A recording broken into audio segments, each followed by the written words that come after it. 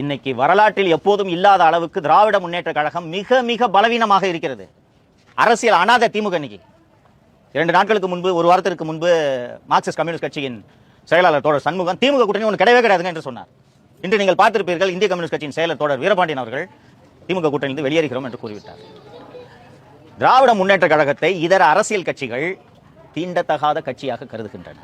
எனக்கு உண்மையிலே ஸ்டாலின் அவர்கள் எந்த விதமான மனவேதனையில் இருப்பார் என்பதை என்னால் புரிந்து கொள்ள முடிகிறது. இந்த வீட்டில் வயசானவங்க ஏதாவது ஒரு கருத்து சொல்லுவாங்க, அப்போ வளர்ந்த பசங்க சும்மா இருப்பா அவனுக்கு ஒன்றும் தெரியாதுன்னுவாங்கல்ல. அப்போ அந்த பெரியவங்களுக்கு வயசாயிடுச்சு, நமக்கு பாரு இப்படி நான் எனக்கு வயசு கம்மியாக இருந்தால் இப்படி பேசுவியா, நான் பார்த்து வளர்ந்த பைய உனக்கு ஒன்றும் தெரியாதுன்னு சொல்கிற, ஒன்றும் தெரியாமையாடா உன்னை இவ்வளோ பெருசாக வளர்த்தேன் அப்படின்னு ஒரு ஆற்றாமை வரும் வயது முதிர்ந்தவர்களுக்கு. அந்த ஆற்றாமை அவர்கிட்ட இருக்குது. இதே அவர் எதிர்கட்சி தலைவராக இருந்தாருன்னா நட ஓட்ட தோரணை எல்லாம் தெம்பாக இருக்கும். இன்னைக்கு ஒன்றும் இல்லை, நீ அசம்பிளிக்குள்ளே போக முடியாதுல்ல, பையன் தானே எதிர்கட்சி தலைவர். அந்த ஆற்றாமையை நான் உணர்கிறேன். இது அவருக்கு வேணும்னு நினைக்கிறேன். அதுதான் நமது வெற்றி.